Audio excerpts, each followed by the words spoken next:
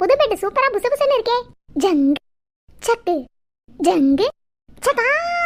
ஐயோ கால் சுளுக்கிருச்சு போல இருக்கே. ஏ பிங்கி அங்க என்ன சத்தம்? மருதமலை மருதமலை மருதமலை மாமணியே முருகையா, தேவரின் குலம் காக்கும் வேலையா. ஏய் இப்ப என்ன திடீர்னு காலங்காத்தால முருகன் பாட்டு பாடிட்டு இருக்க நீ? ஓ அதுவாமா, இன்னைக்கு தைப்பூசம் இல்ல? இன்னைக்கு தைப்பூசம் இல்லையே.